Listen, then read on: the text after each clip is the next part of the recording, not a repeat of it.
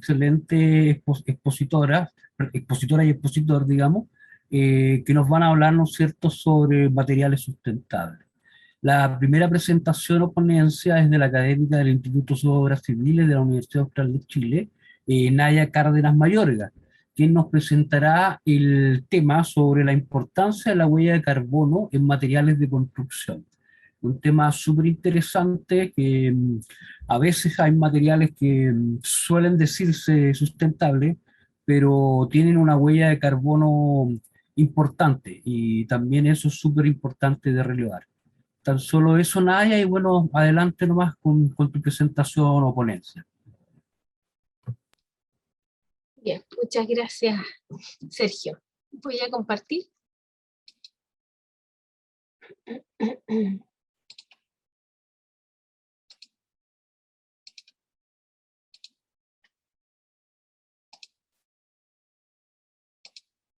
Ahí sí. Bien, como decía Sergio, yo hoy día les quiero contar un poco sobre la importancia de considerar la huella de carbono en los materiales de construcción.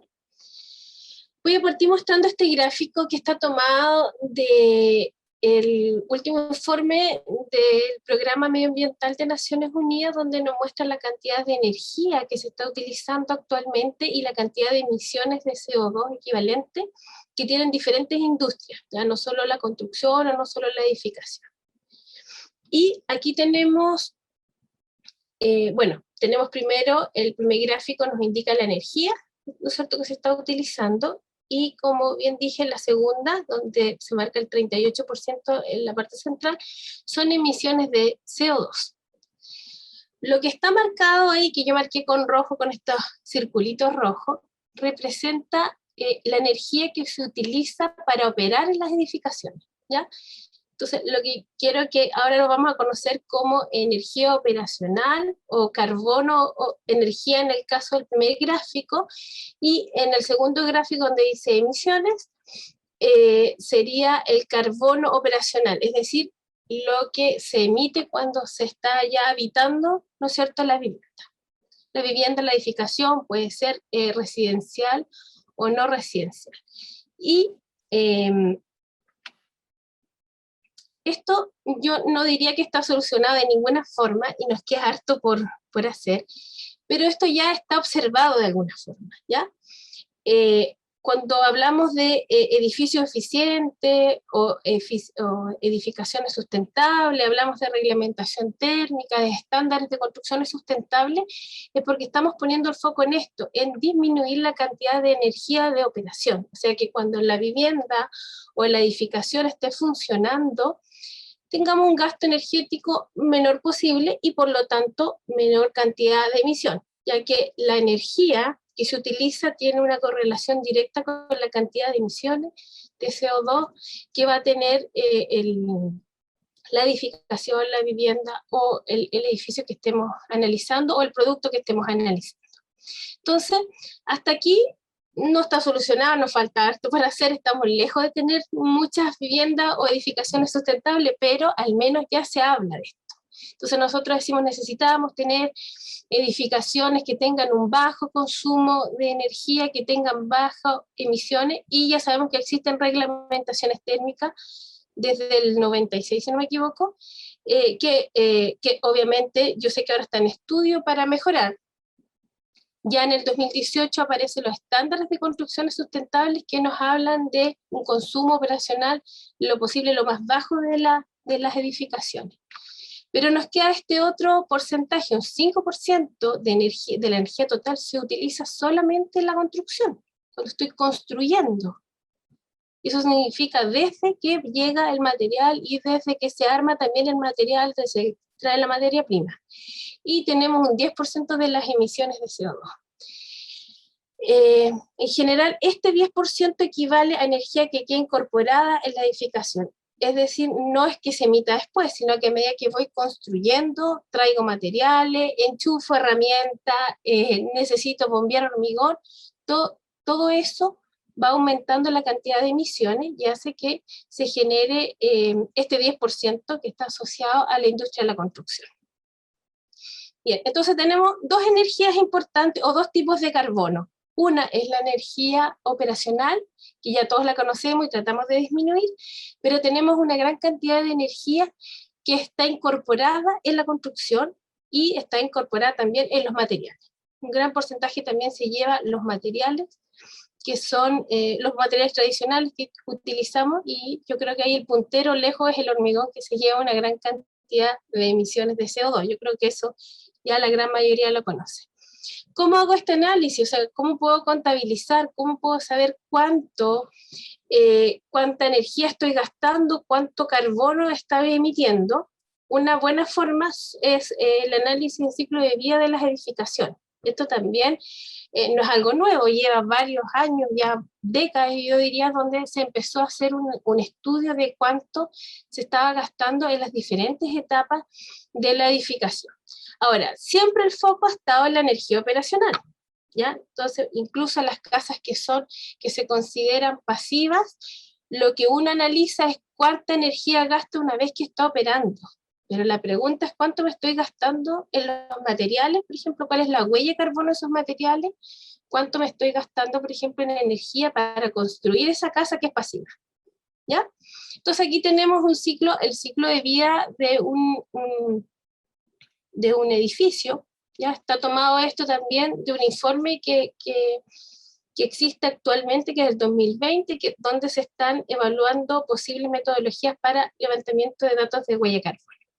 Entonces, cuando nosotros trabajamos en la construcción, hay todo un proceso previo de producción de materiales que tiene huella de carbono, la construcción tiene huella de carbono, y después la operación, la mayor cantidad de energía va a ser la operacional, pero también tengo energía incorporada cuando ya está operando el edificio, porque tengo que ir haciendo cambios, por ejemplo, renovando pinturas, cambiando ventanas, puertas, y eso igual me va a implicar una cierta cantidad de energía que voy a incorporar, que es mínima si la comparamos con la etapa de la A1 a la A5, la energía incorporada en la etapa de operación es mucho menor.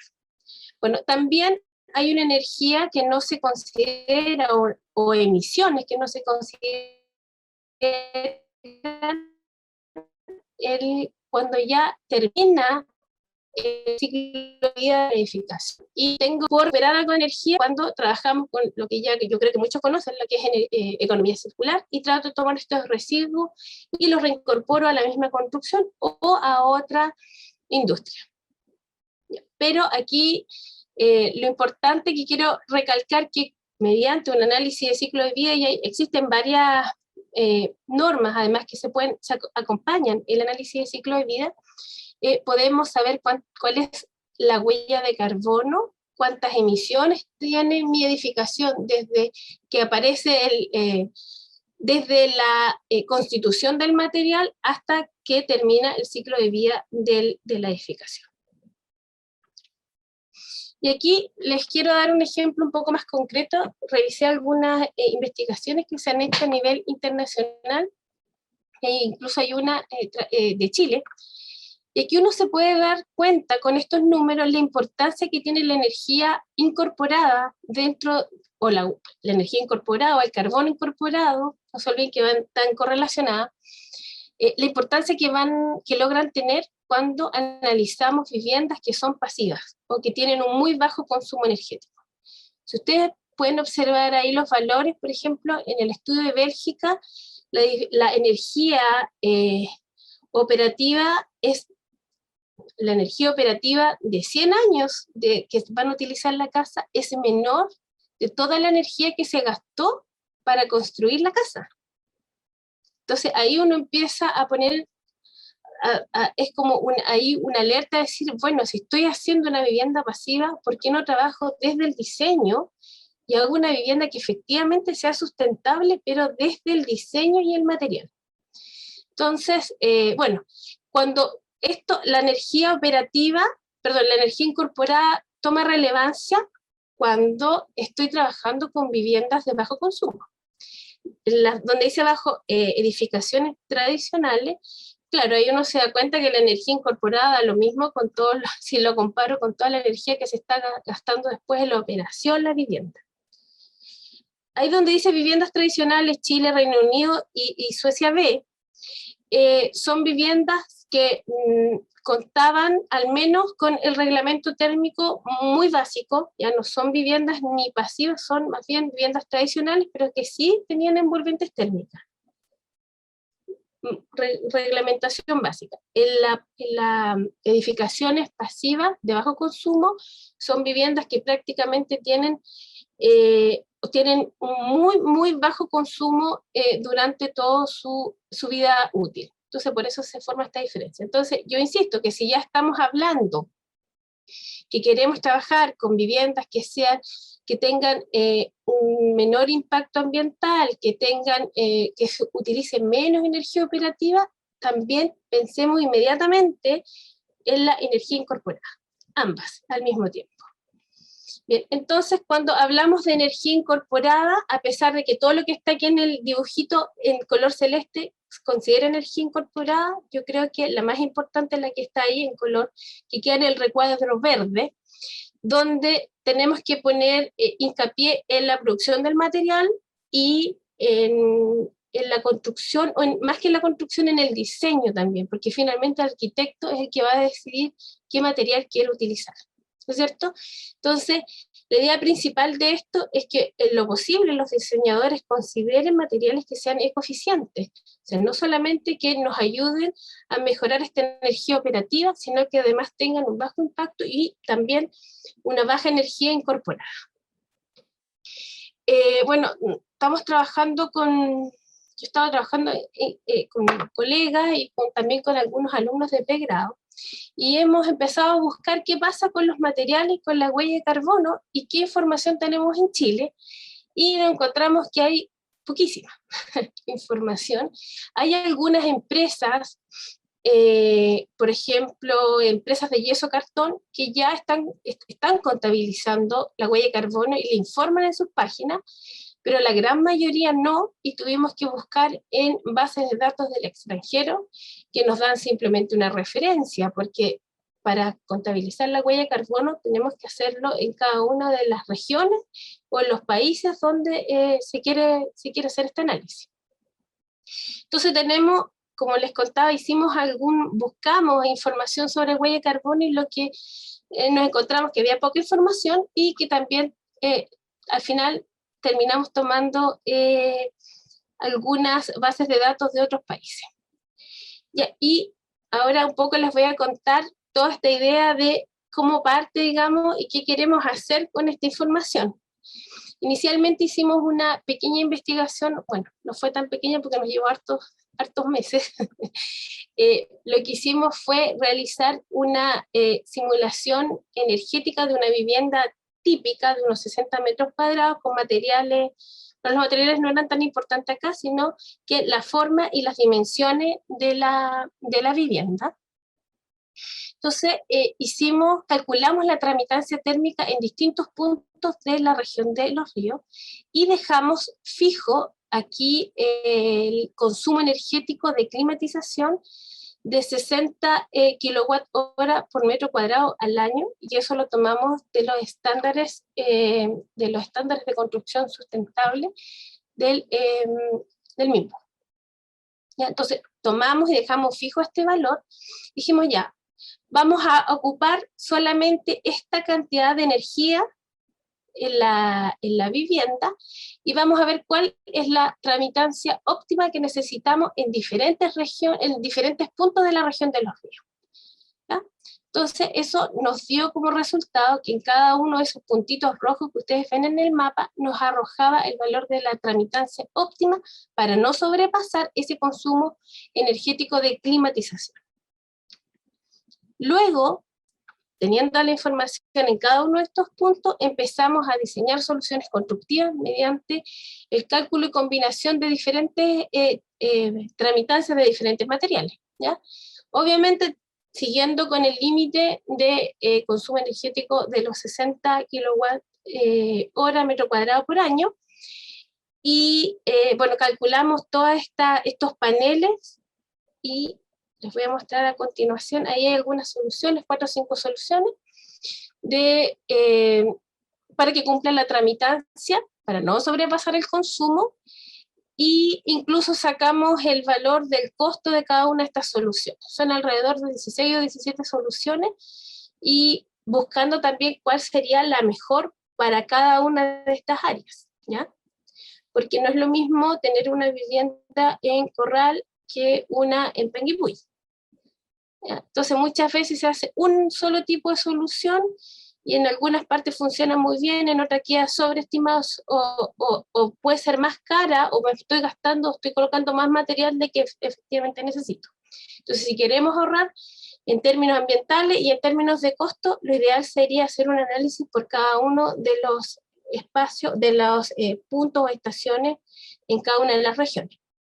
Nosotros lo hicimos solamente para la región del Orbe. Bien, ¿qué nos resultó de esto entonces? Que hicimos el análisis, buscamos la mejor solución para cada una de estas áreas y empezamos con los datos que habíamos conseguido de la huella de carbono o del carbono equivalente de cada uno de estos materiales, contabilizamos y empezamos a ver qué pasaba con cada una de las soluciones en los diferentes puntos. Entonces, por ejemplo, si comparo la solución 14 con la solución 5, hay una diferencia importante en la huella de carbono. ¿Ya? Ahora, en este momento, la investigación, estamos hasta acá. Estamos buscando y empezamos a buscar los materiales, empezamos a buscar, ¿no es cierto?, las soluciones y empezamos a contabilizar la huella de carbono. ¿Cuál es la siguiente etapa?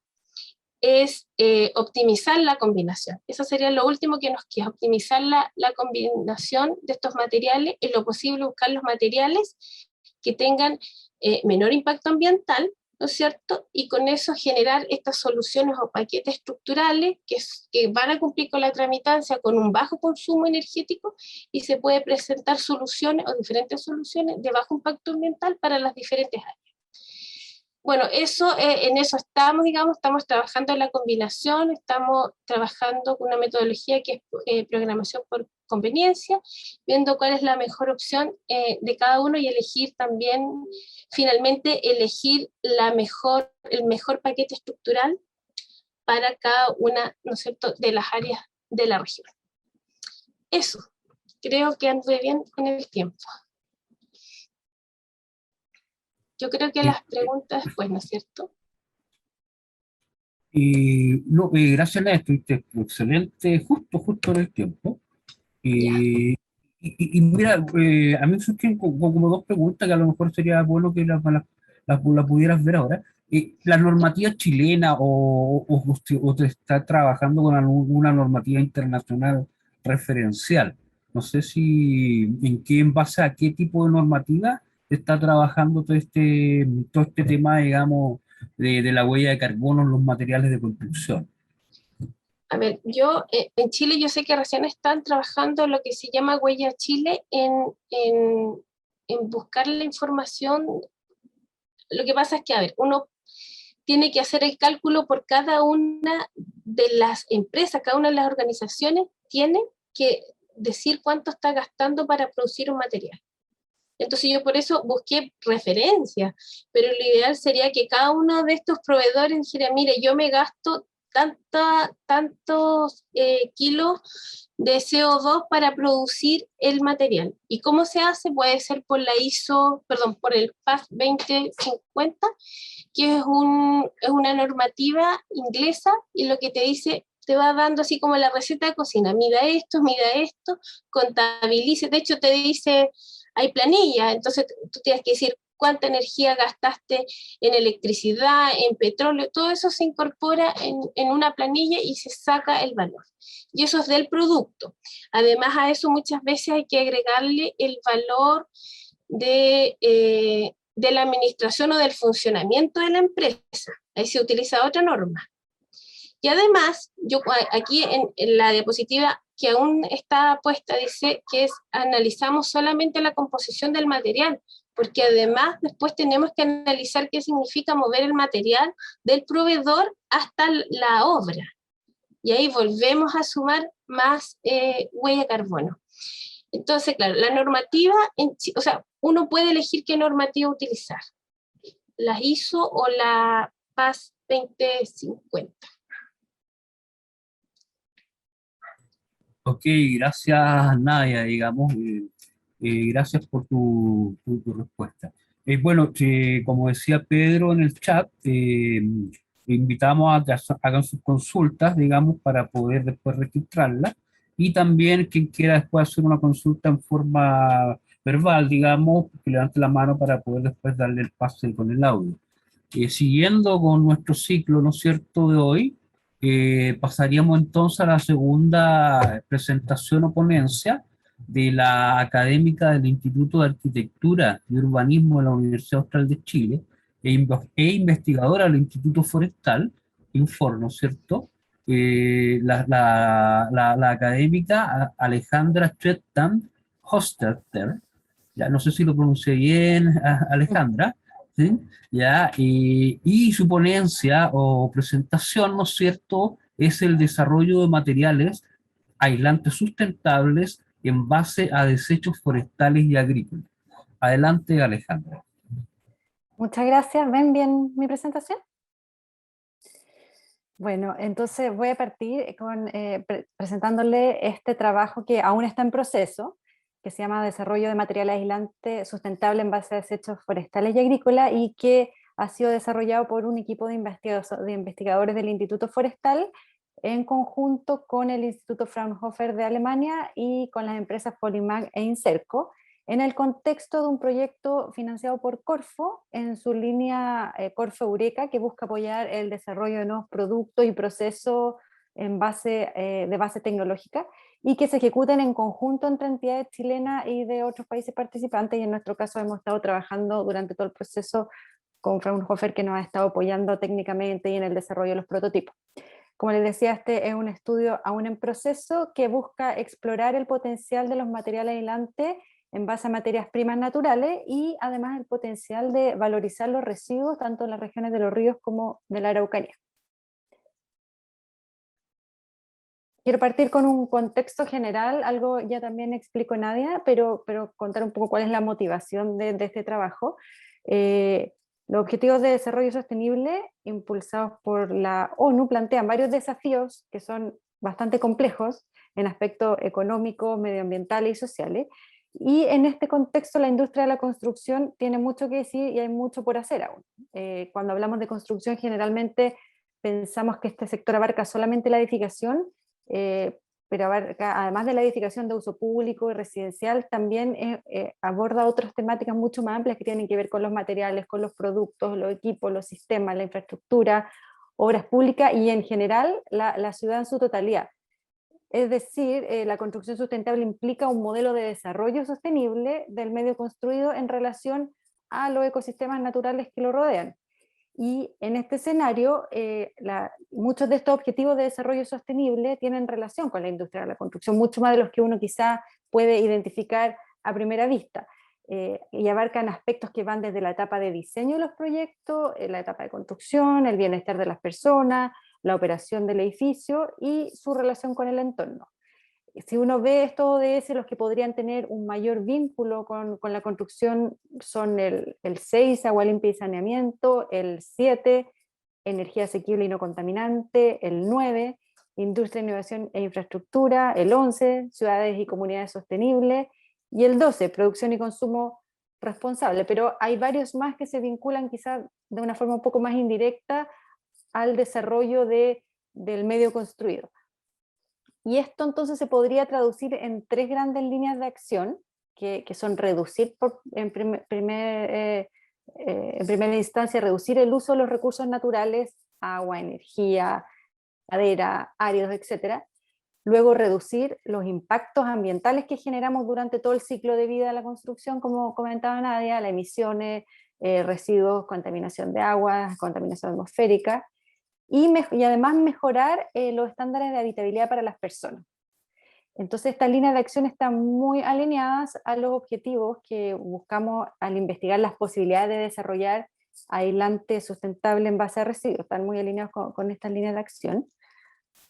Y si nos vamos al contexto nacional, el sector de la construcción ha tenido una tendencia claramente creciente desde finales de la década de los 80 a la fecha, Y este sector entonces responsable de algo vimos en la presentación anterior, así que lo voy a pasar bien rápido, es responsable de alrededor de 1/3 del total de las emisiones de gases de efecto invernadero, y su impacto es mayor en la etapa de la operación, específicamente en los edificios residenciales. En esta etapa se utiliza más del 15% de la energía del país y se produce alrededor del 90% del material particulado PM2.5, lo que se debe principalmente al uso de sistemas de calefacción en base a leña.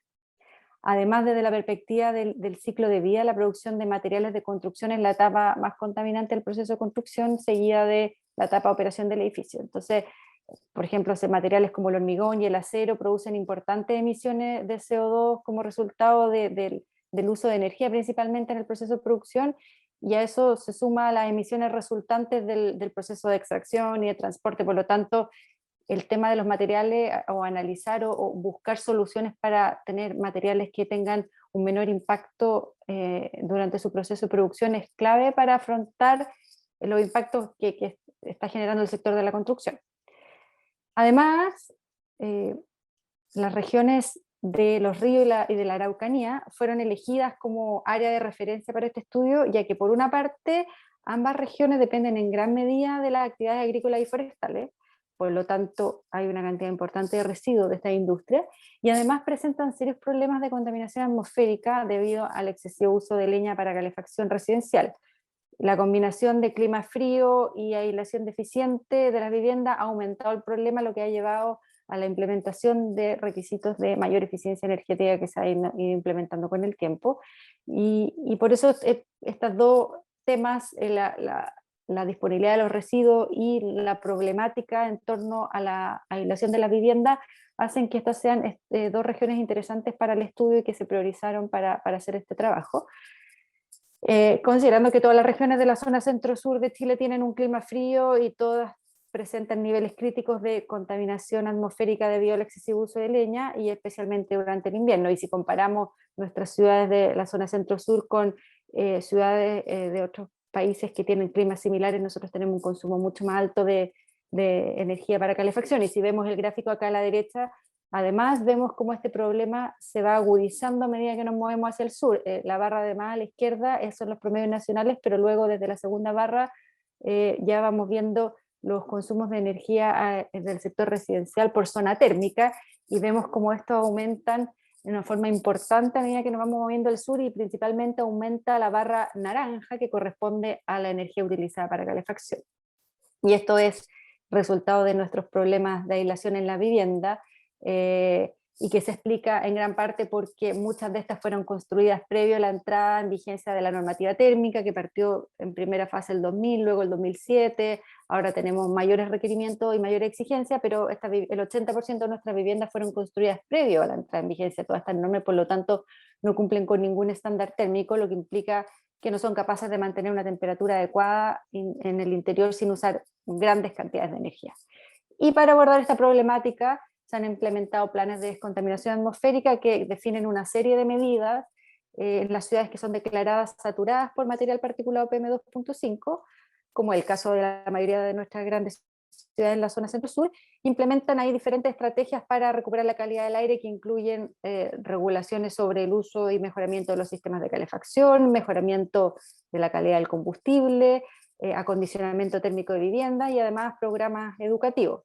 Y de esta forma, entonces, los PDA también han implementado nuevas exigencias para las viviendas nuevas y las viviendas que son reacondicionadas en las ciudades donde se han implementado, por lo que existe una necesidad concreta de desarrollar nuevas soluciones técnicas para cumplir con estos estándares, tanto en viviendas nuevas como en viviendas reacondicionadas.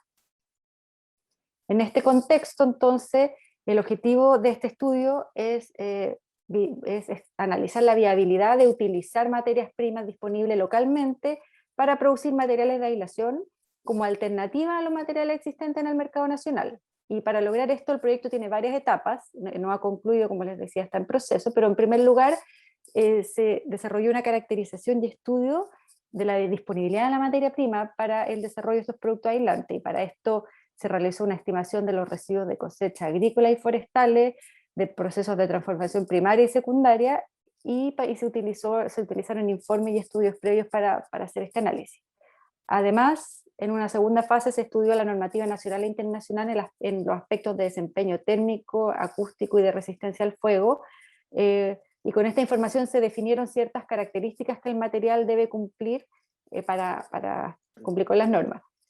Y finalmente ahora nos encontramos realizando prototipos y evaluando estos prototipos desde el punto de vista técnico en un trabajo conjunto con Fraunhofer, y aplicando distintas pruebas que les voy a mostrar más adelante. Queda una última fase por desarrollar, que es construir, hacer una vivienda prototipo donde se implementen estos materiales aislantes fabricados en madera, o sea, fabricados en base a residuos, en un sistema constructivo en base a madera, lo que requiere resolver la solución constructiva completa, por lo menos de piso y de techumbre.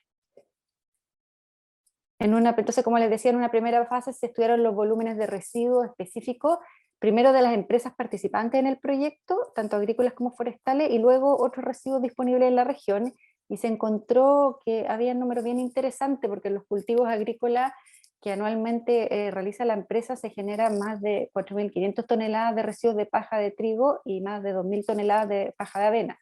Y lo anterior se suma a más de 700 toneladas de residuos de madera que produce la empresa, lo que resulta en un total de 7.200 y algo toneladas anuales de materia prima disponible de las empresas participantes del proyecto para desarrollar estos tableros aislantes. Y además de los residuos que se originan en los cultivos de las empresas, en las regiones de la Araucanía y de los ríos, también durante, por ejemplo, la temporada agrícola 2018-2019 se generaron más de 820.000 toneladas de residuos de paja de trigo y más de 415.000 toneladas de residuos de paja de avena, los cuales se podrían considerar como una fuente de abastecimiento potencial de materia prima si se requiere aumentar la producción.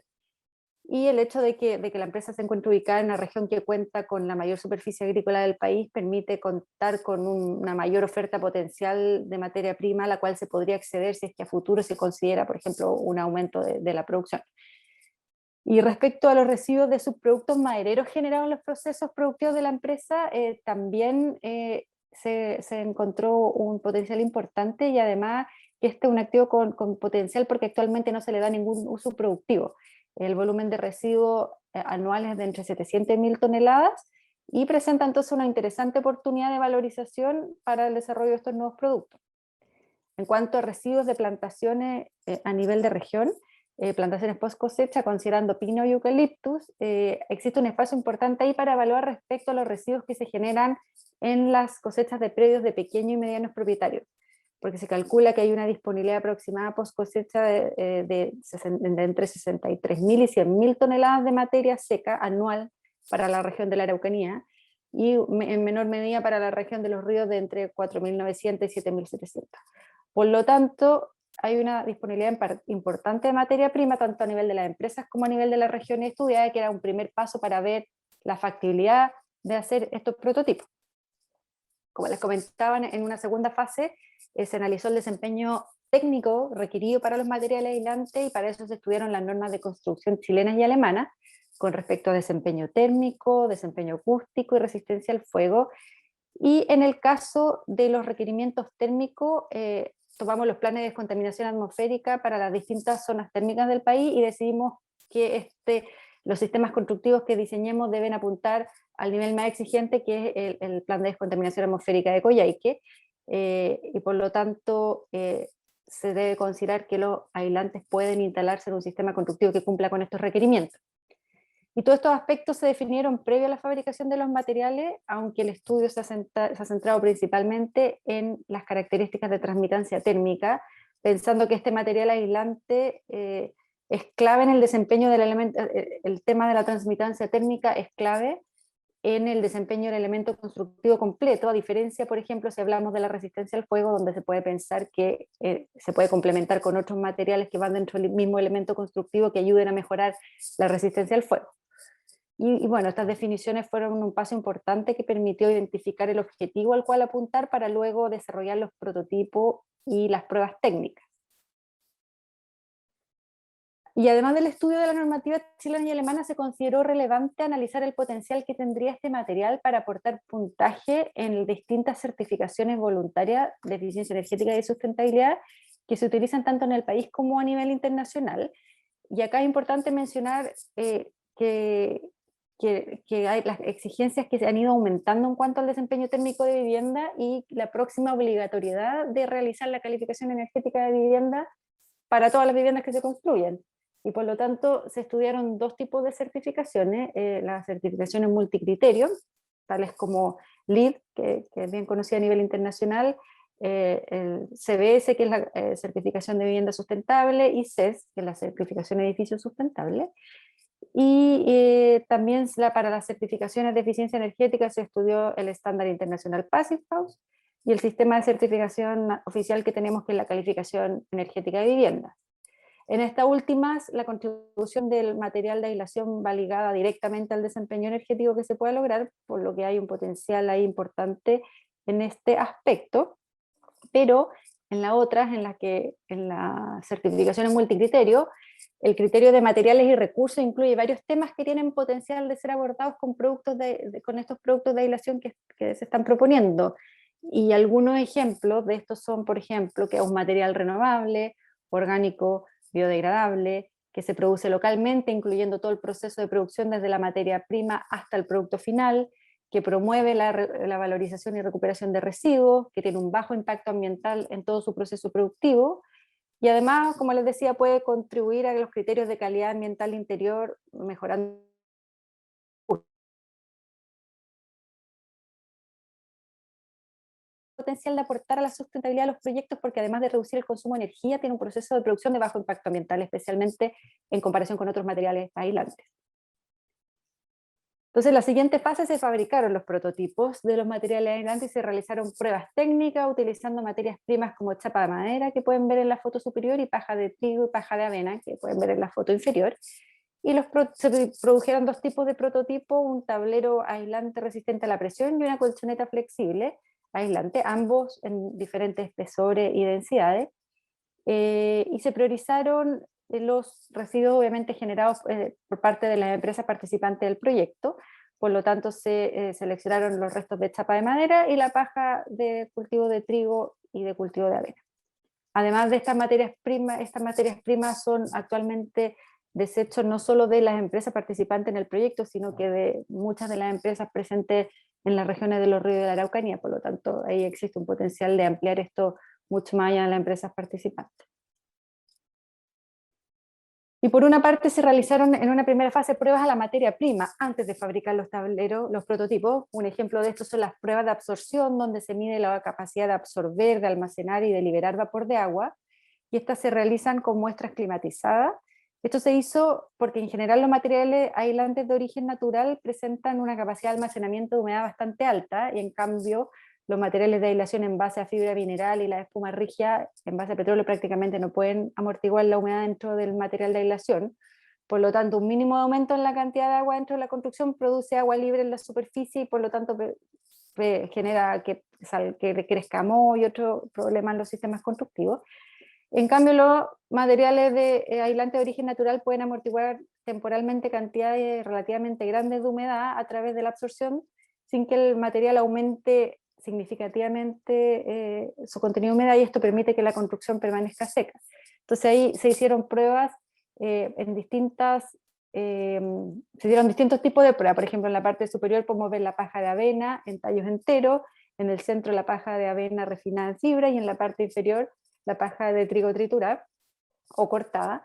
Entonces, para ver también cómo era el comportamiento con los distintos formatos del producto en cuanto a la absorción de humedad. También se hicieron pruebas a los materiales en todo el proceso productivo, y se probaron las diferentes etapas del proceso, incluyendo el proceso de secado y el de desfibración. Y dado que la experiencia previa muestra que las fibras son un buen material para la producción de material aislante, se desfibraron los dos tipos de paja en la refinadora para hacer distintas pruebas. Con respecto a la paja de trigo, se encontró que este material es mucho más difícil de procesar que la paja de avena, debido a su alto contenido de silicatos, y entonces es mucho más frágil.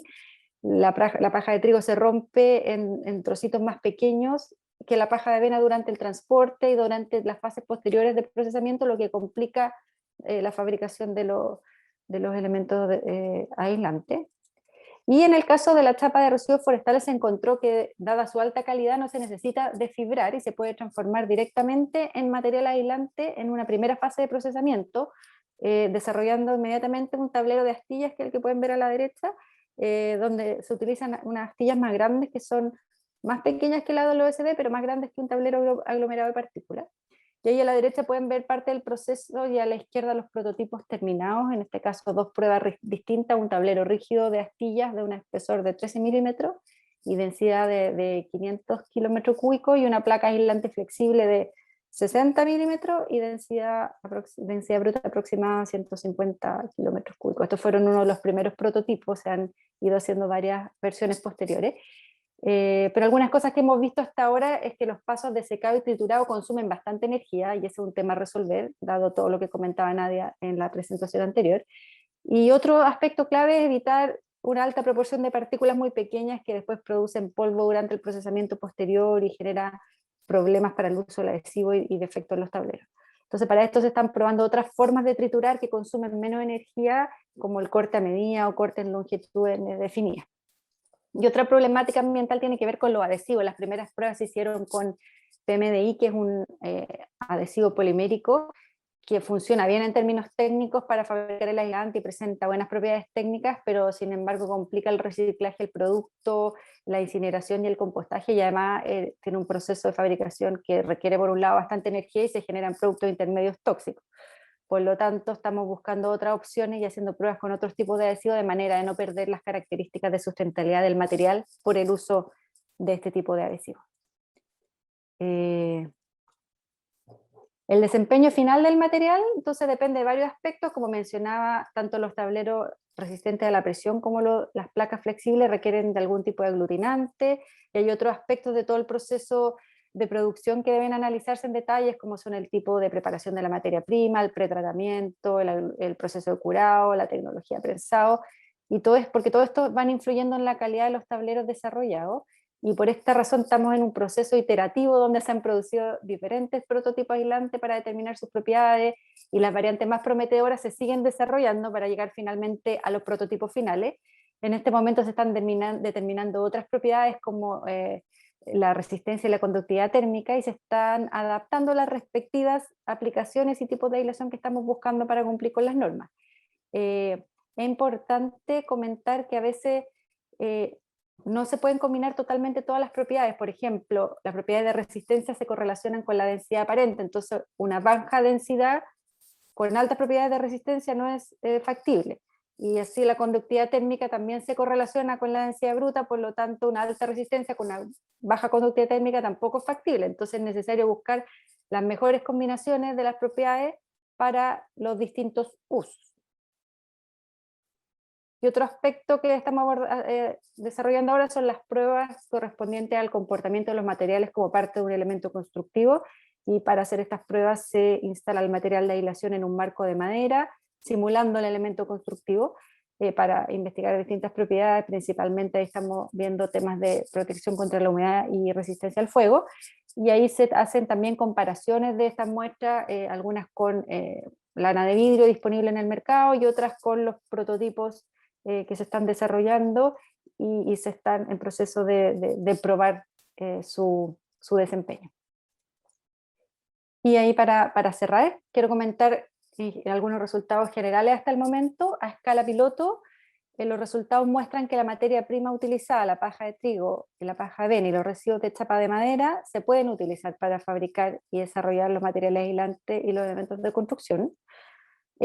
Por otra parte, la producción y prueba de los prototipos ha mostrado un buen desempeño en términos de resistencia a la compresión y tensión, a la conductividad térmica y el coeficiente de difusión, aunque aún se requieren más pruebas para identificar la combinación óptima en términos de rendimiento entre estas características. Pero estos resultados de todas formas son consistentes con otros estudios relacionados que se han realizado en Europa, incluso otras iniciativas similares en nuestro país. Por lo tanto, se prevé tener buenos resultados de las pruebas que falta por realizar.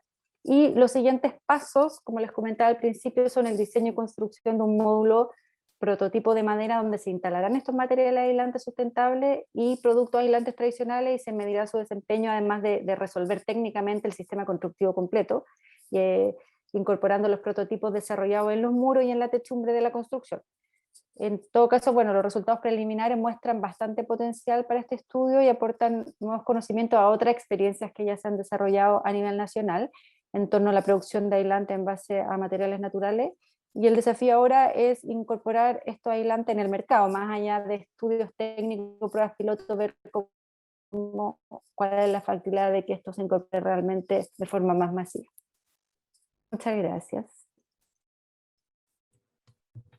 Ok, gracias Alejandra, es súper interesante tu presentación y que muestra un poco todo el trabajo, investigación, desarrollo, experimentación, cadenas productivas que se concatenan para poder lograr un producto que cumpla las distintas normativas, tanto chilenas como internacionales. Al no existir nacional, se aplican o se homologan, entre comillas, digamos, normativas internacionales, y lograr un material sustentable con menos huella de carbono, etc. Es un trabajo larguísimo, y bueno, lo importante es poder ir experimentando, como tú decías, ir iterando, ensayo y error puede ser, pero lo importante es poder eso, lograr materiales que no dañen en gran medida al medio ambiente. Muchas gracias, Alejandra, por tu presentación. Seguimos ya con la última presentación del día de hoy, que la va a exponer el académico, ¿no es cierto?, del Instituto de Diseño y Métodos Industriales de la Universidad Austral de Chile, don Leonel Delgado Morales, y el título de su presentación o ponencia es el reaprovechamiento de materiales, potencialidades en ingeniería y construcción. Adelante, don Leonel. Gracias. ¿Ya están viendo mi primera lámina de presentación? Perfecto. Bueno, primero agradecer a todos por la presencia y después también agradecer a las personas que me han convidado para presentar estos pequeños y tímidos avances en esta área que me llaman mucho la atención. Entonces, como decía Sergio, la idea es presentar un poco las potencialidades de estos materiales que he investigado en el último tiempo. Y para esto voy a tener una agenda bien rápida. Inicialmente presento algunos aspectos motivacionales que me trajo hasta aquí, qué objetivos siguen estos trabajos, un rápido histórico, algunos materiales que he investigado y la secuencia hasta llegar ahí, unas placas a partir de cajas Tetra Pak, sus aplicaciones, un bloque translúcido y sus aplicaciones, y la obtención de una arena que yo le denomino arena sintética. Alguien puede cuestionar esto desde el punto de vista científico, pero no deja de ser. La verdad es retransformar el vidrio en estado de granos. Algunos desafíos, unas contribuciones que han sido realizadas, y finalmente nos quedamos para las preguntas. Bueno, ¿qué me motiva siendo un profesor del área de ingeniería dura? Por los CIDO de 2012 comienzo a trabajar con gente de ingeniería, mecánica específicamente, y de repente me aparecen en mi espectro ingenieros civiles y arquitectos. Entonces, algunos materiales me comienzan a llamar la atención, como por ejemplo, materiales que producían mucha contaminación y mucha polución en el medio ambiente. Así que a partir de ahí comienzo a indagar maneras de buscar soluciones, pero a partir de la producción de máquinas. Yo llego a los materiales por una cuestión medio que accidental. No tenía intenciones de investigar los materiales. Yo quería que los ingenieros mecánicos le presten un servicio de producción de maquinario a los ingenieros civiles y arquitectos que siempre me decían, profesor, necesito hacer esta cosa. Y de repente me di cuenta que yo estaba inmerso en un mundo del cual actualmente no quiero salir más. Entonces, de esa manera, establezco como objetivos de estas búsquedas, o de estas iniciativas, buscar soluciones para un uso de ingeniería en construcción y arquitectura, usando materiales alternativos. Y cuando me presentaron el término reciclaje en la época, yo no me agradó mucho, bueno, porque esto hace muchos años. Entonces yo dije, reciclar por reciclar no me atrae, pero me interesa que si hay una transformación de un material se le dé valor agregado a esa reutilización del material. Entonces se transforma en un objetivo. Usar materia prima reciclable, preservar el medio ambiente y, ¿por qué no?, como dicen las colegas, también contribuir de alguna manera con la reducción de la huella de carbono. Entonces, básicamente, esos serían los grandes objetivos de esta iniciativa. Como histórico de la investigación, estas cosas nacen, como les dije, por accidente. Yo, igual a Alejandra, la gente de arquitectura me dijeron, profesor, queremos verificar las propiedades de aislante térmico y de repente de Río de Janeiro o Brasilia, dije, ¿y por qué no hacerlo y compararlo con algunos materiales comerciales y otros materiales que yo creo que tengan esas propiedades? Entonces comencé inicialmente a estudiar esas famosas cajas Tetra Pak, y de ahí vinieron otros materiales. Entonces la primera cosa fue investigar esas propiedades de los materiales en bruto y verificar que realmente esas propiedades se puedan medir y comparar con otros materiales. Bueno, y después buscar parámetros de control que yo los pueda utilizar para la construcción de mis máquinas. Finalmente, me aparece la idea de diseñar algunos prototipos de máquinas que me permitan transformar esos materiales. Después comenzamos a hacer pruebas de funcionamiento y de repente yo estaba acompañando a la gente de ingeniería civil y hasta de química y de arquitectura en los ensayos preliminares de esos materiales que habíamos transformado. So, básicamente ese es un rápido histórico. Esto, como ustedes pudieron ver, lleva algunos años. Bueno, ¿qué materiales me aparecen en el camino? La primera, que yo digo que es como la primera estrellita que aparece, porque es una cosa que se había hecho en Brasil, pero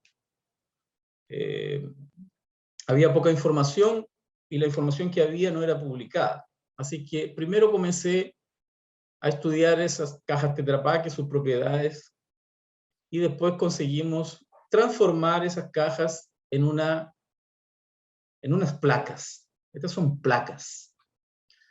Yo le denominé en algún momento una madera ecológica. Y se la llevé a la gente de arquitectura y quedaron encantados porque le podían dar acabamientos diferentes. Me pidieron para verificar si había capacidad de aislamiento térmico, si podía ser usado como decoración, y por ahí nacen bastantes desafíos. La próxima tentativa fue, profesor, necesitamos estudiar aprovechamiento de energía. Y un estudiante mío vio que había una producción de un bloque translúcido. Hago la diferencia entre translúcido y transparente. Transparente, por ejemplo, son los bloques que son de vidrio, pero este no es una propuesta de un bloque transparente, sino translúcido. Y este estudiante me dijo que él quería reproducir una idea de un arquitecto húngaro y que había producido un bloque a partir de fibra de carbono. Y yo fui atrás de un profesor en Brasil que había hecho esto y me descubrí que él había abandonado la investigación porque era muy caro. Así que en mis clases de ingeniería mecánica, viendo la transformación del vidrio, dije, ¿por qué no colocar vidrio reaprovechado, que el que se bota a la basura, dentro de un bloque de concreto? Y comenzamos a investigar este famoso bloque translúcido. Y la última fue que mis estudiantes en Brasil bebían bastantes cervezas y se juntaron muchas botellas en los laboratorios de la universidad y no teníamos más espacio para dejar más botellas. Así que me dijeron, profesor, están demorando mucho para llevarse este vidrio de Brasilia para San Paulo, que son 1000 y pocos kilómetros. Y justamente los dueños de bares de Brasilia me dijeron que tenían el mismo problema, porque una ley en Brasilia comenzó a prohibir que se descarte este vidrio y los propios usuarios tenían que hacerse cargo de la transformación y transporte de este vidrio. Así que propuse una trituradora de vidrio para disminuir el volumen, ¿no? Yo quería disminuir el volumen y poder llevarlo quebrado, pero cuando mis alumnos geniales de ingeniería civil me dijeron, profesor, pero si tenemos estado de granos como una arena, así que le podemos hacer unos testes de granulometría y ahí verificamos que apareció vidrio desde el estado de polvo hasta arena media. Bueno, y de ahí partieron otras cosas que las vamos a hablar a partir de ahora. Entonces, básicamente, cuando hablamos de la caja Tetra Pak, producimos una madera que tiene un bajo costo de producción una vez que se tiene la máquina para transformar. Ese es un secreto de la investigación. En Chile estoy recién llegando de retorno, entonces aún no he conseguido construir mi máquina, pero ya la construiré y consigo producir esas placas. Son de bajo costo. Los testes laboratoriales me presentan resistencias y características muy compatibles con madera, con unas ventajas. Por ejemplo, yo controlo los niveles de anisotropía en la manera en que voy colocando la materia prima para producir la placa. Se comporta muy bien como aislante térmico y acústico y ya presenta excelentes características de impermeabilidad. Esto porque yo hice la transformación de las cajas Tetra Pak de todo el material que compone esta caja. Esto no es nuevo, hay gente que lo hace. Lo que es nuevo es que no se habían encontrado pruebas laboratoriales que demuestren sus propiedades. Estas placas fueron producidas sin adherir absolutamente ningún compuesto para que se solidifiquen. Entonces, la verdad, solo los parámetros de presión y temperatura con la prensa construida me permitieron obtener esa madera. Desde el punto de vista de la aplicación, pueden ser en paredes internas o externas, como forros, en muebles, de decoración, como aislante. Yo hice algunas cosas en techumbres. Aquí ustedes pueden ver que el trabajo fue uno de los trabajos seleccionados para ser presentado en la Feria Internacional del Ministerio de Ciencia y Tecnología en Brasilia, y fue uno de los trabajos de destaque. Y aquí tenemos una producción de algunas plaquitas y la materia prima que es producida para transformar. Esta es una curiosidad porque hoy día, en la actualidad, yo estoy retomando estas investigaciones en Chile y andamos buscando, por ejemplo, de nuevo, mejorar este proyecto de máquinas, ya les hablaré. Y aquí está el material que fue triturado, fue cortado en pedacitos para ser puesto en la prensa y ser transformada en un material sólido. El bloque translúcido tenía dificultades para encontrar vidrios, pero tenía la suerte de trabajar cerca de un laboratorio de química y me di cuenta que quebraban muchas varetas, esas varetas, no sé si se llaman varetas aquí, que la usan para mezclar compuestos, y las botaban. Y me encontré un paquetito que estaba pronto para llevarla a descarte y le dije a la laboratorista que por favor la higienice y me las done. Así que se las puse dentro de un bloque de concreto. Y esta imagen que ven aquí es una probeta que le hicimos con intuito mío para ver qué pasaba, y después le hicimos incidir luz y nos dimos cuenta que realmente habíamos conseguido un cierto nivel de translucidez. En las imágenes de abajo podemos ver que hicimos otras experiencias con vidrio común. El bloque que estoy apuntando aquí, que está más en el canto de la imagen, es con vidrio de una ventana que se habían quebrado y no dejé que los boten y puse dentro. Y los otros también con cilindros de esas varetas. Y le pusimos un efecto de luz para verificar que esto a pedido de la gente de arquitectura para ver si ellos conseguían hacerlo como decorativo. Bueno, es un bloque que presenta resistencias compatibles con bloques convencionales, inclusive dependiendo de la orientación del vidrio presentan resistencias mucho mayores que un bloque convencional de concreto. Producen claridad, por tanto se pueden usar, por ejemplo, como contribución para la eficiencia energética, y mantienen la privacidad, porque no son transparentes, son translúcidos, entonces pueden ser usados en diferentes ambientes. Hay algunos detalles que necesitan ser revistos. En el último trabajo que presenté, discutimos mucho la posibilidad de disminuir el peso de esto, y Alejandra me dio excelentes ideas, porque si hay paja de trigo aquí, le podemos poner dentro de este bloque paja de trigo, hacerlo translúcido, y si le ponemos material de Alejandra, aún lo tenemos aislante y translúcido, así que me quedé muy feliz de poder encontrar esa... Ya me he ganado la participación en este evento. La arena, este es un proyecto relativamente más nuevo, fue el último que desarrollé en Brasil en 2019. Necesitábamos quebrar esos vidrios, fue propuesta una máquina, y esa máquina, como les decía, transformó el vidrio en arena. Conseguimos la primera característica, que era reducir el vidrio, y la gente de ingeniería, yo tenía la suerte de estar trabajando al lado de la gente de ingeniería civil, y me dice, profesor, ¿y por qué no comenzamos a hacer unas pruebas para ponerle algunos porcentajes? Y me puse a estudiar qué porcentajes podrían ser posibles de sustitución de esta arena por arena convencional. Y efectivamente hice algunos testes previos en que, haciendo uso de arenas a nivel medio o pequeña, podría ser perfectamente utilizable y puede ser sustituida por la arena natural. De hecho, actualmente en algunos países de Europa hay toda una campaña de no utilización de arena de los ríos, y un incentivo a la utilización de arena que pueda ser producida a partir de estos vidrios. Tiene algunas complicaciones.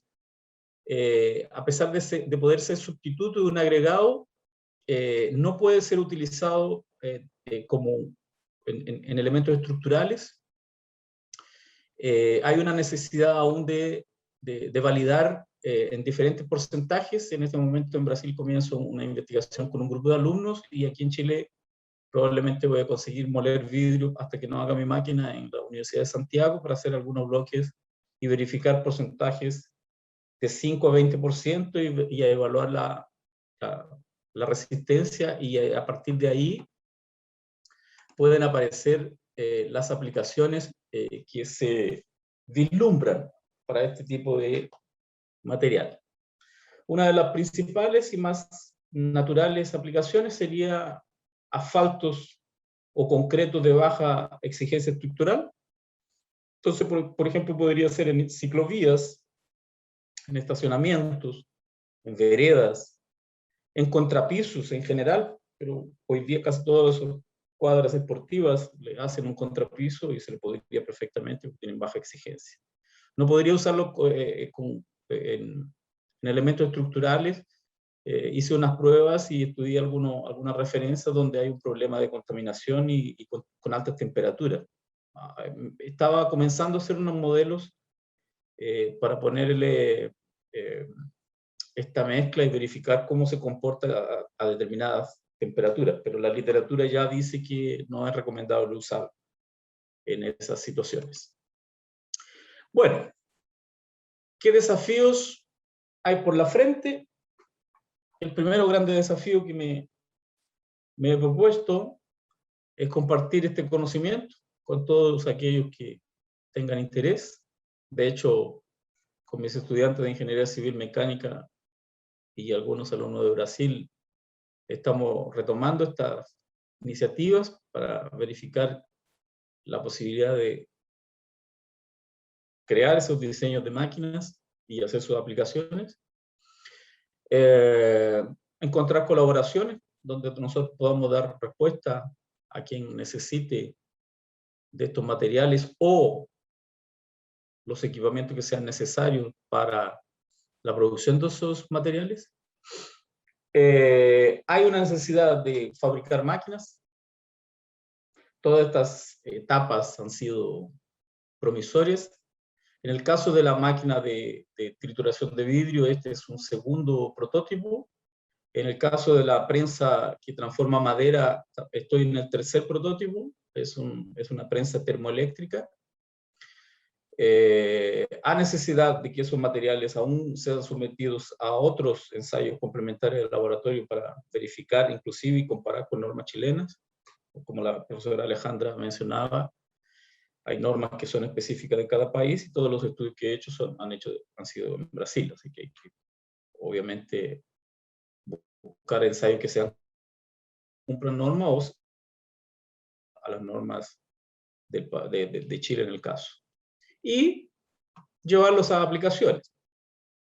Y ahí se abre un mundo bastante interesante de cuántas aplicaciones nosotros podamos hacer de estos materiales. Algunas las mencioné, obviamente que pueden aparecer otras en el camino. Algunas contribuciones que han sido publicadas desde que comencé, de 2013 hasta 2019, donde estas ideas han sido presentadas, que aquellos que tengan interés después podemos compartirlas sin ningún problema. Y me fui para atrás, y ahora básicamente eran esas las ideas que quería compartir con ustedes, y me quedo a disposición ahí para comentarios, debates y preguntas de todos. Muchas gracias más una vez a todas y todos por permitir este momento, y Sergio, la palabra está con usted. Ok, gracias Leonel, gracias por tu presentación. Hay una serie de preguntas en el foro que voy a pasar a indicarlas, digamos, para que puedan ustedes, los expositores y expositoras, poder responder. Hay una que es en general para los tres. Marcelino pregunta: hola, quisiera saber su opinión de la construcción de casas con superadobe y qué tal serán en cuanto a sus características térmicas, acústicas, resistencia a los sismos, y si sirve para usarse en la construcción en el sur de Chile. Gracias. No sé si alguien quiere empezar a darle respuesta.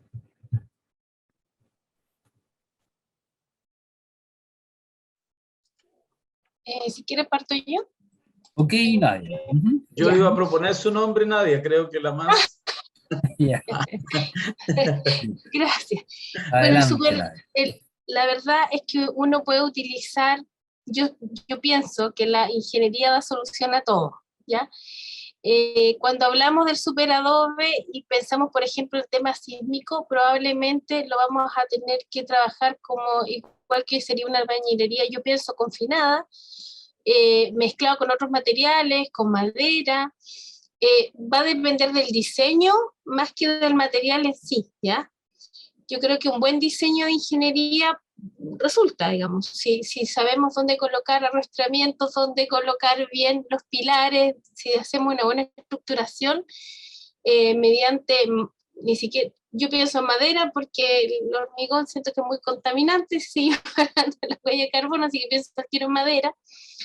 Pero sí, se puede utilizar en el sur porque también existen algunos otros elementos como por ejemplo revoques que pueden ayudar a la impermeabilización. Entonces hay un montón de soluciones constructivas, soluciones también estructurales que nos pueden ayudar a trabajar o utilizar este material en cualquier parte. Ahora, lo único que yo no conozco también, pero yo entiendo que como es adobe, es tierra, en general tiene buenas tramitancia térmica, digamos, o sea, tiene un buen desempeño energético, más que tramitancia, un buen desempeño.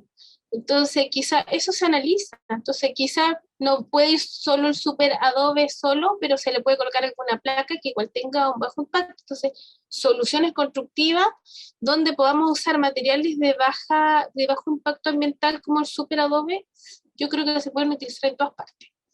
La ingeniería está para todo. Gracias. Ok, gracias Nadia. No sé si Leonel, Alejandra quisieran aportar un poco o complementar la respuesta de Nadia. Estoy de acuerdo con lo que plantea Nadia en el sentido de que hay que buscar las soluciones, los diseños de las soluciones constructivas adecuadas para los requerimientos de cada zona climática, por ejemplo, pero claro, en términos de transmitancia térmica, el adobe es un buen material y habría que buscar soluciones constructivas, por ejemplo, para proteger de la humedad o otros problemas que pudiese tener en un clima como el nuestro. Y ahí me hace mucho sentido lo que dice Nadia de combinar materiales, porque en general eso permite soluciones más eficientes e incluso más sustentables, ya que muchas veces cuando uno combina materiales puede reducir la cantidad de material que utiliza, por ejemplo, y no es necesario pensar solo en un sistema, sino que los sistemas combinados son bastante eficientes. Ok, Claro, gracias Alejandra. complementando tal vez en el sur, la humedad sea un problema para los superadobes, en el sentido de que puedan causar algún tipo de damnificación, de daño estructural, pero como dice Alejandra y Nadia, en la medida que se busquen soluciones, está medio de moda el término que voy a ser híbridas, ¿no? Ahora todo es híbrido, hasta las clases son híbridas. Obviamente que se puede llegar a plantear soluciones de este tipo. Y bueno, la Universidad Austral tiene una ventaja interesante porque tiene un laboratorio de bastante prestigio nacional e internacional, donde obviamente que podrían perfectamente hacerse los estudios laboratoriales para verificar esas propiedades en esas iniciativas. Así que básicamente eso. Ok, gracias entonces por la respuesta. Para el profesor Leonel, dice por ahí, en el caso de diseñar una cortadora de envases Tetra Pak, dice, las preguntas, dice, ¿dónde es necesario la instalación de cortadoras de envases Tetra Pak? ¿Qué sistema de accionamiento requiere tener la cortadora de envases Tetra Pak? Manual, motorizado, etcétera. Son como 4 preguntas, Leonardo, en una. ¿Qué volumen de Tetra Pak debe procesar por vez? Por placa, supongo, me imagino. ¿Y debe ser transportable? Esas son como las consultas que hace Daniel Méndez. Sí, este es un detalle interesante. Nosotros, los alumnos y alumnas que estaban estresadas en Brasil,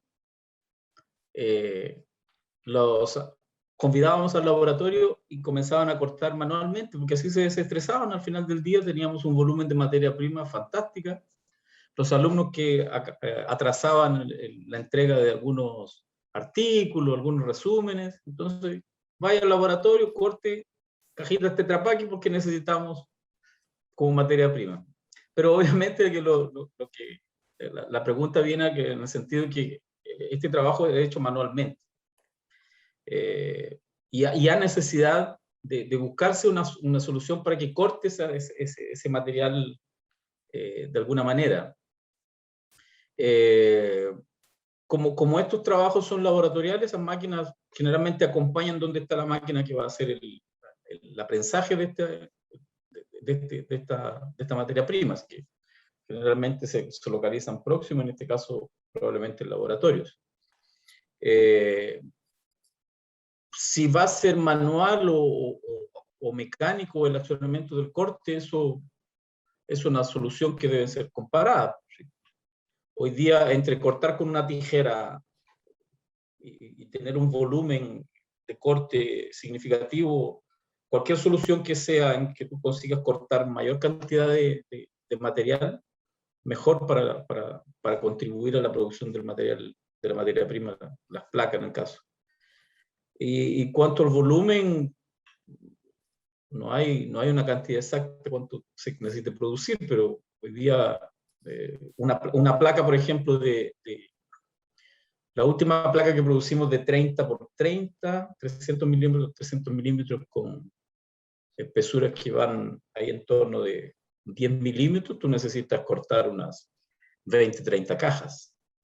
Pero las que se corten te va a producir, la cantidad que corte va a ser lo necesario para producir una placa, puedes controlar esa espesura de la forma que tú quieras. Bueno, no sé si esa era la idea de la pregunta, pero parece que las contesté todas. Sí, Leonardo, digamos, están contestadas las preguntas. Bueno, entiendo que un alumno, bueno, obviamente a lo mejor alumno tuyo, digamos, a lo mejor seguirá después en interno, digamos, haciendo las distintas inquietudes que tenga el alumno. Don Gerardo, perdón, don Jorge Gallegos primero. Hola, tengo una pregunta para Alejandra. ¿Incorporaron algún tipo de preservante en el aislante? ¿Cuántos años de durabilidad tiene estimado? Las pruebas preliminares que hicimos, como les comentaba, le hicimos con este adhesivo que además genera protección al material, y sumado a eso se considera que esto va dentro del elemento constructivo y con las barreras adecuadas que lo protegen. Pero me parece que ahora, cuando hagamos pruebas con otros tipos de adhesivos, es posible que tengamos que sumar algún tipo de protección adicional, que ahí también habría que evaluar qué tipo de preservante o protección se le puede agregar, que tampoco tenga compuestos tóxicos dañinos y que su proceso productivo también tenga un bajo impacto ambiental. Entonces hay que hacer un análisis para ver que, en la medida que cambiamos el adhesivo, que si es necesario agregar otra protección adicional. Pero eso viene en la etapa de ahora, donde van a hacer las nuevas pruebas, en la etapa que partimos ahora. Perfecto. Gracias, Alejandra, por la respuesta. También dirigida para ti, Alejandra, de Gerardo Hansen. Pregunta para Alejandra Chesta.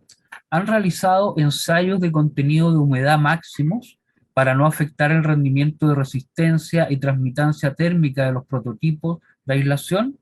Lo anterior, ya que en exceso la humedad comienza a ser perjudicial para el comportamiento térmico, y aparece además el riesgo de un punto de rocío intersticial. Uh-huh. Hemos hecho los ensayos por separado. Por un lado, estábamos haciendo estos ensayos de absorción para ver cuál es la capacidad máxima de absorción de los distintos materias primas, en realidad en distintos formatos, y los ensayos de transmitancia térmica se han hecho en base ya al panel desarrollado, al prototipo, que es una cosa distinta, y porque se considera que este panel va a estar instalado dentro de un sistema constructivo donde va a estar protegido de la humedad, donde no va a estar expuesto directamente a la humedad. Pero de todas formas, en el proceso que nos toca ahora, también yo les comentaba que íbamos a hacer este análisis de combinación de propiedades, de ir viendo si mejoras una cosa, qué pasa con la otra, y viendo cuáles son estos límites que se pueden considerar con respecto a la interacción que se genera entre las distintas propiedades del material. Pero de todas formas hay que considerar que este aislante va a estar instalado dentro de un muro, una techumbre, de un sistema que va a tener una membrana hidrófuga que lo va a proteger de la humedad y que no va a estar expuesto directamente. Por lo tanto, nunca debiese llegar a tener una cantidad de humedad tan alta que interfiriera con su desempeño en cuanto a transmitancia térmica. Perfecto, gracias, Alejandra, entonces por la respuesta. Y quedan 3 preguntas y tenemos la siguiente. Buenas tardes, mi nombre es Catalina Espejo y estudio Ingeniería en Obras Civiles. Mi pregunta va dirigida a los 3 expositores, y es: ¿cómo podemos ayudar a las nuevas generaciones a generar un medio ecológico, y también de qué manera se podría hacer más accesible para las personas? No sé quién quiere empezar ahí.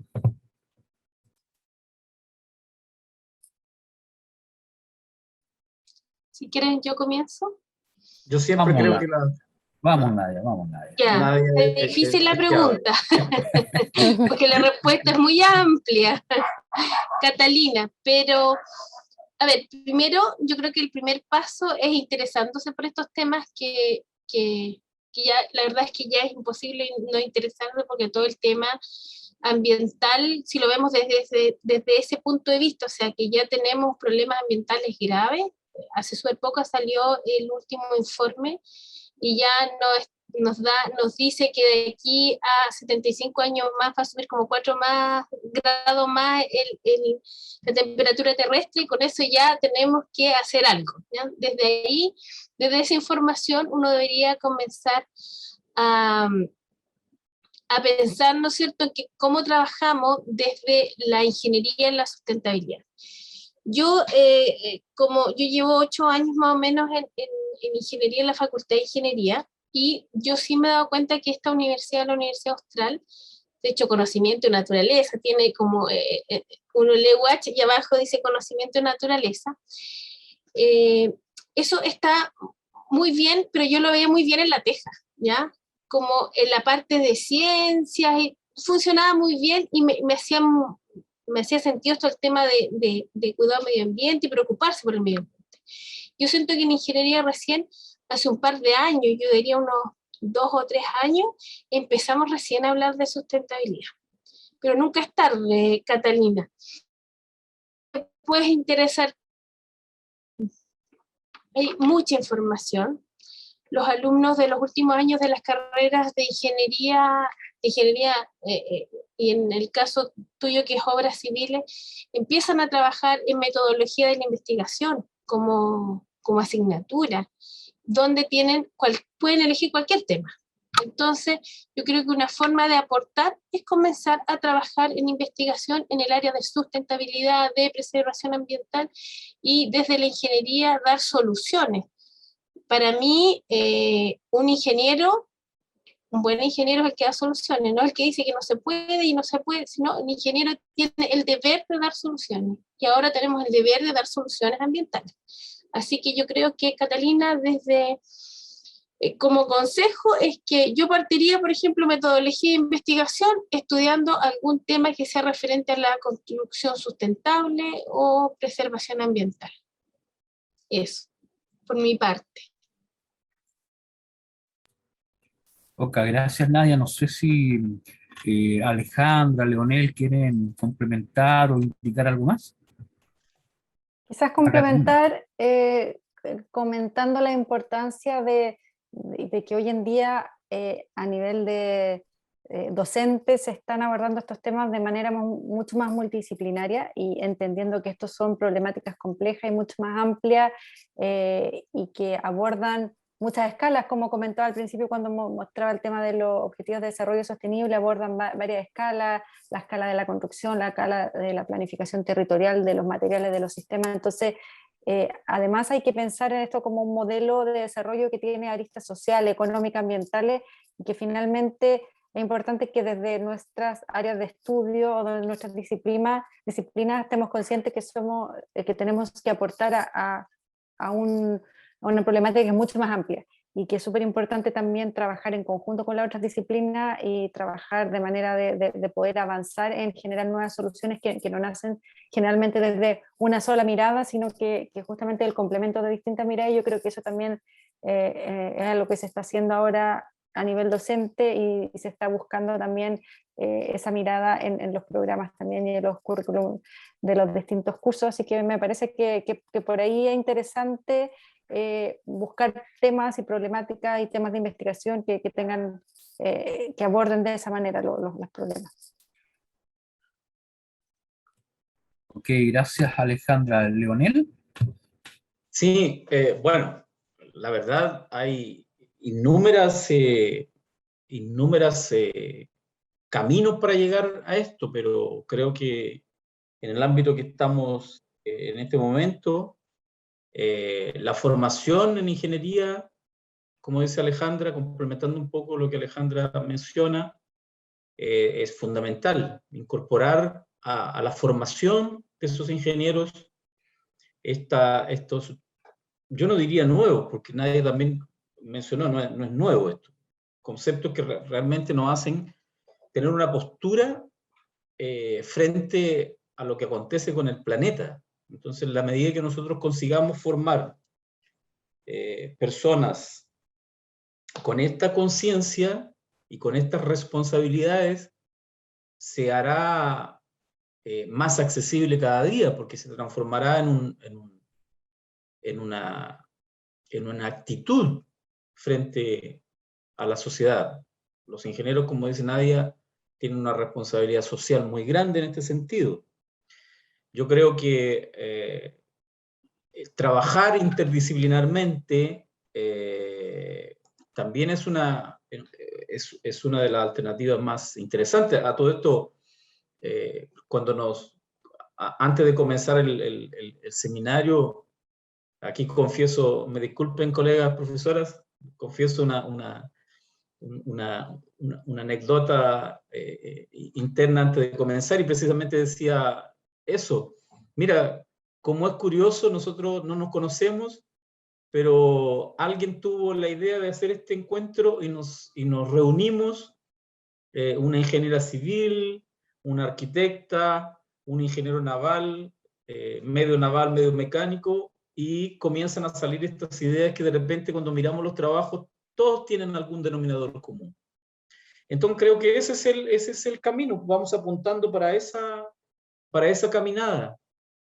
Incluir todo lo que tenga que ver con sustentabilidad en el interior de los currículos, por tanto, en la formación para ingeniería, y desarrollar cada vez más trabajos interdisciplinares, de manera que las soluciones que encontremos envuelvan todas las áreas de la ingeniería. Entonces, básicamente, yo creo que eso puede ser un comentario en relación a la inquietación de la colega que hace la pregunta.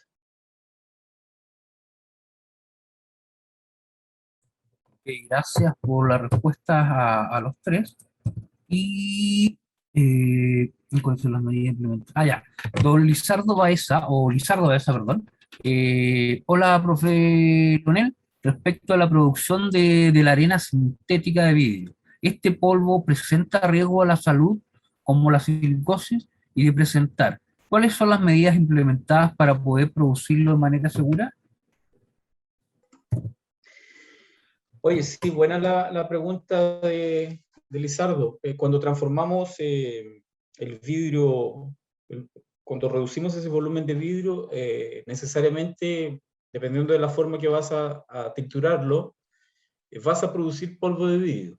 Esto es bueno porque inclusive yo no pensaba, pero salieron aplicaciones de ese polvo de vidrio. Un profesor de la Universidad Austral, inclusive algunos años atrás, intentó usar este polvo de vidrio en concreto, y las investigaciones apuntaron que no era, en cemento, y las investigaciones apuntaron que no era saludable para el cemento, y entre otros motivos, porque él es contaminante y por lo tanto altamente tóxico. Por tanto, cuando se tritura este tipo de material hay que tener mucho cuidado con la generación de este polvo, principalmente a los usuarios que van a utilizar esas maquinarias que van a producir este tipo de residuos. Generalmente, además de que los usuarios usen sus elementos de protección, el maquinario que se proyecte en este sentido tiene que tener suficiente capacidad hermética, de tal manera que este polvo no salga al camino. Pero las soluciones comerciales, por ejemplo, en algunos países de Europa, Finlandia y Nueva Zelanda, básicamente, están produciendo unas máquinas de triturar vidrio y que las ponen, por ejemplo, en hoteles, en restaurantes. Pues que ahora la máquina la ponen allí y parece un microondas, y al final del día viene, o cuando se completa el volumen, aprieta un botón como si fuese una cafetera, mueve el vidrio y no sale ningún residuo por el exterior.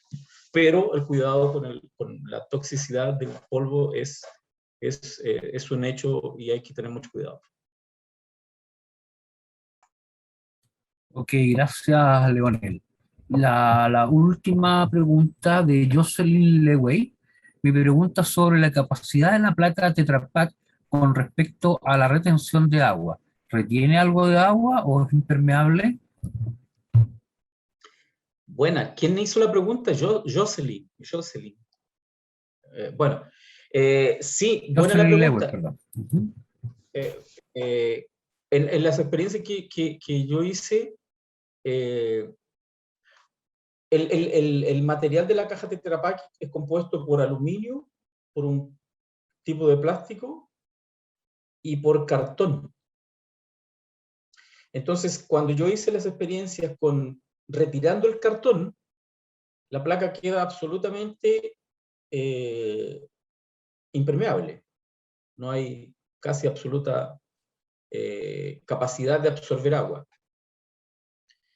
Pero cuando se le deja el papel, porque la otra experiencia que yo hice es cortar el material y ponerlo en la prensa con cartón, con el pedazo, con el papel que viene en el material de la caja Tetra Pak. A pesar de que la elevo a una temperatura en torno a 200 grados, aún queda un poco del estado de ese papel, y ahí produce ciertos niveles de absorción de agua, pero son pocos. Pero esto se controla con la forma que tú vas a producir la placa. Si tú quieres una placa que sea para absoluta impermeabilidad, la podrás producir sin el papel. Obviamente que esto va a tener que pasar por una etapa previa de retirarle el papel y dejar solamente la parte de aluminio y plástico del material que vas a transformar. Eso. Ok, gracias, Leonel. Y lo último no es una pregunta, sino un comentario y felicitaciones de Javier. Dice. Primero, felicitarlo, ya que las ideas que presentan son muy buenas en relación a los materiales, perdón, a reutilizar. Hay muchas, como los desechos de caña de azúcar y otros, pero donde se debe dar un alto énfasis en el consumo de energía para poder transformarlo, ya que este punto los hace difíciles para industrializarlo. Es un punto de vista tan solo, por eso decía que no es una pregunta. Gracias. Bueno, tan solo agradecer, digamos, a las tres presentaciones, a Naya, Alejandra, Leonel, a todos y todas las que asistieron también a este sexto webinar, ¿ya? Y también dejarlos invitados para el próximo, el 30 de septiembre, que sería la parte 2, ¿no es cierto?, del tema de materiales sustentables. Y dentro de los materiales sustentables pasamos, obviamente, desde la sustentabilidad de los mismos hasta la economía circular como... y la economía que mezcla, perdón, o se juntan con la economía circular, que es también lo que está trabajando Alejandra. Tan solo agradecer a todas y a todos, y bueno, nos estaríamos ya viendo para el próximo webinar.